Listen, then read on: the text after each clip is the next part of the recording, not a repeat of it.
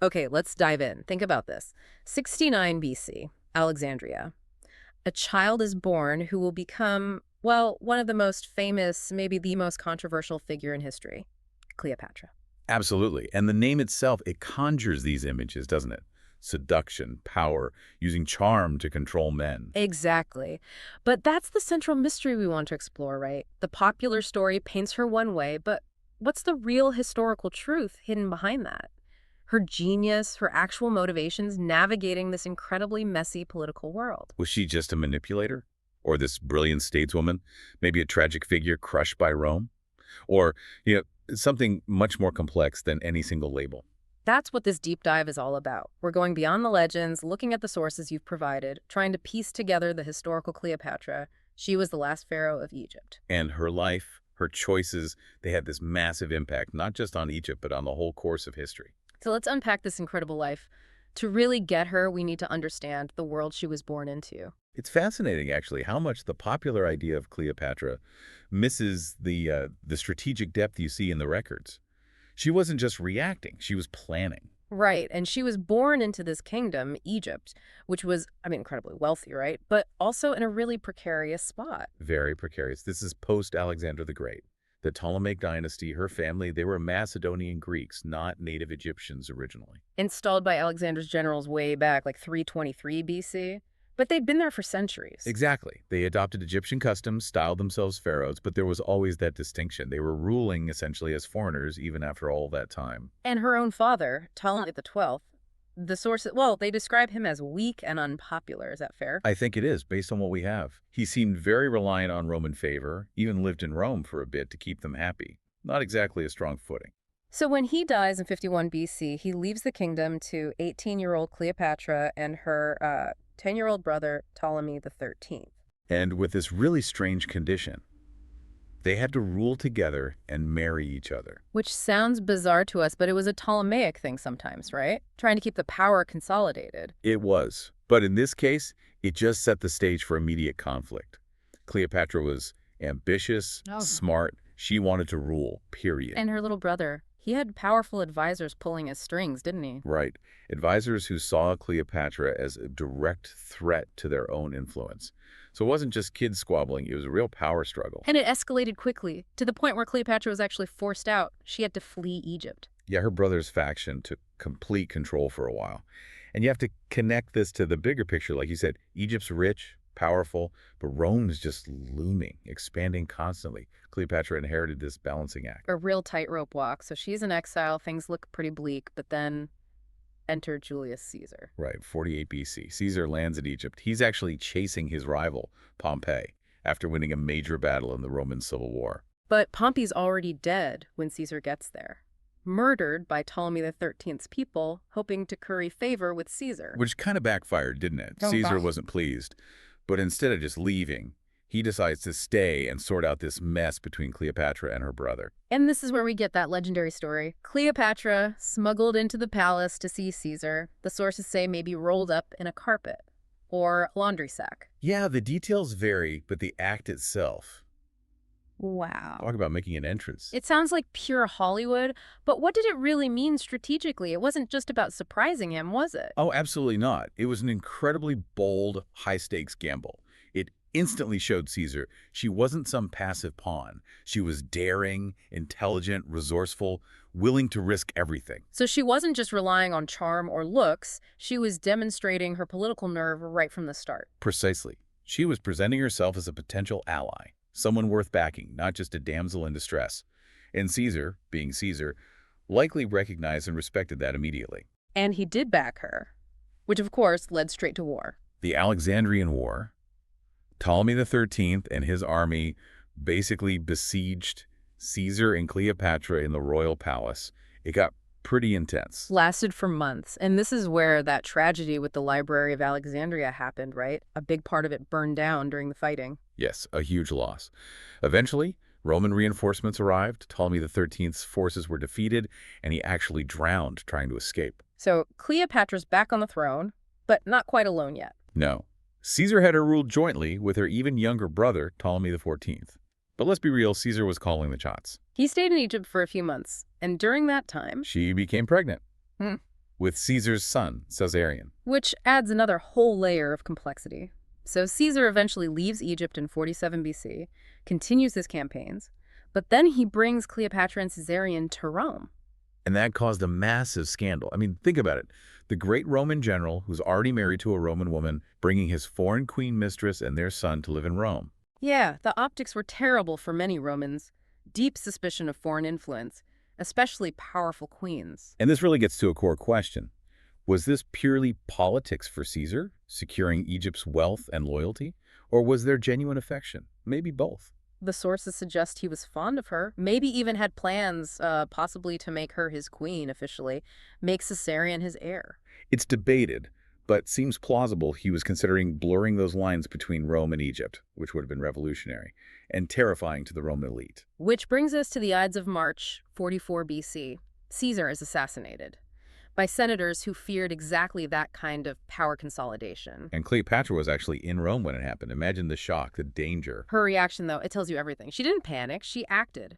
Got herself and Caesarion back to Egypt immediately. And then she made a ruthless but probably necessary move. She had her younger brother, Ptolemy XIV, killed. Eliminating the co-ruler Caesar had installed, the potential rival. Now she rules alone, with her son Caesarion as her symbolic co-ruler. It's incredibly decisive. Absolutely. She wasn't just reacting, she was securing her power base in a very dangerous world. Yeah. How did she navigate that hostility in Rome and then this chaos after Caesar's death? It's remarkable. But the chaos in Rome wasn't over. Another civil war erupted. Right. This time between Caesar's allies, Mark Antony and Octavian, and his assassins Brutus and Cassius. And Cleopatra. She tried to stay neutral at first, didn't she? Walking that tightrope again. She did, but eventually the pressure was too much. In 41 BC, Mark Antony, who now controlled the eastern part of the Roman world, summoned her. Summoned her to Tarsus in modern-day Turkey. Why? Money, mostly. Antony needed Egypt's vast wealth to fund his military campaigns against Parthia. He needed her resources. And Cleopatra's arrival, it was another masterclass in political theater, wasn't it? Oh, absolutely spectacular. Sailed up the river Cydnus on this magnificent barge, purple sails, silver oars, dressed as the goddess Venus or Aphrodite. It was designed to completely overwhelm Antony. Imagine the spectacle, the sheer power move of that entrance. She knew exactly how to make an impression. And it worked. Antony was captivated, much like Caesar had been. But again, beneath the, let's say, romance and the famous luxury they enjoyed together in Alexandria that winter, There were serious political stakes. huge stakes. Antony needed her money and supplies. She needed his protection to keep Egypt independent from Roman control, especially from Octavian's growing power in the West. So they become lovers, allies. But this relationship causes even more problems back in Rome, right? Massive problems. Antony was married, remember, to Octavia, who was Octavian's sister. Oh, right. Octavian's sister. That's awkward. Extremely awkward. And Octavian, who was brilliant at propaganda, used this affair relentlessly. He painted Antony as this weak Roman general bewitched, corrupted by a dangerous foreign queen, an oriental temptress leading him astray. Turning Roman opinion completely against them, it became a wedge issue. Exactly. He weaponized it. And the breaking point came in 32 BC. Antony formally divorced Octavian. And then he married Cleopatra according to Egyptian rites. Big statement. Huge. It was basically a declaration of independence from Roman norms and, implicitly, from Octavian. Octavian seized the opportunity, got the Roman Senate to declare war technically on Cleopatra, not Antony, which was politically smarter. Making it seem like a foreign war, not another Roman civil war. Clever. Very clever. Which led to the final showdown, the naval battle of Actium in 31 BC. Off the coast of Greece. And it was a disaster for Antony and Cleopatra. A complete and utter disaster. Their fleet was routed. They managed to escape but fled back to Egypt with only a fraction of their forces. The writing was on the wall then. Octavian invaded Egypt the next year, 30 BC. Antony and Cleopatra were trapped in Alexandria. It was the end game. And the end was tragic. Antony, believing a false report that Cleopatra was dead, stabbed himself. Yeah, and then, learning she was still alive, had himself carried to her mausoleum where she'd barricaded herself. He died in her arms. Just devastating. And Cleopatra, she held out for a few more days, maybe negotiating with Octavian. Possibly trying to secure the kingdom for her children, especially Caesarion. But Octavian wasn't having it. He likely wanted her alive to parade in his triumph in Rome. But she denied him that final humiliation. She took her own life. The story is by an asp, a venomous snake, right? Hidden in a basket of figs. That's the traditional account, possibly symbolic. linking her to Egyptian royalty and divinity. Whatever the exact method, she chose her own end. And what's fascinating, as you said, is how Octavian's soon-to-be Emperor Augustus controlled the narrative. He cemented that image of her as the dangerous seductress to justify his war and consolidate his power. Precisely. Her death wasn't just personal, it was the end of the Ptolemaic dynasty after nearly 300 years. It was the end of Hellenistic Egypt. And Egypt becomes just another Roman province. Octavian even had Caesarion executed. Had to. Caesarion, as Caesar's son, was a potential future rival. His death marked the final end of that chapter and the definitive beginning of the Roman Empire as the sole superpower. So when we strip away the Roman propaganda and the Hollywood myths, what does this all mean for how we remember her? Well, the sources, even the hostile Roman ones, if you read between the lines, show she was far more than just a seductress. She was clearly a brilliant politician, a skilled diplomat. She kept Egypt independent for over 20 years against the most powerful empire the world had ever seen. That alone is incredible. And her intellect, fluent in multiple languages, Greek, Egyptian, Latin, others too. She was reportedly the first Ptolemaic ruler to actually bother learning the Egyptian language. Which must have mattered hugely to her Egyptian subjects, connecting with them directly. Absolutely. Plus, she was a patron of arts and sciences, supported the library, interested in medicine, philosophy. She wasn't just playing politics. She was running a complex kingdom. Managing its economy, keeping it prosperous, even amidst all this regional chaos. That takes real skill. Immense skill. And yes, did she use charm, alliances, even sexuality to influence powerful men like Caesar and Antony?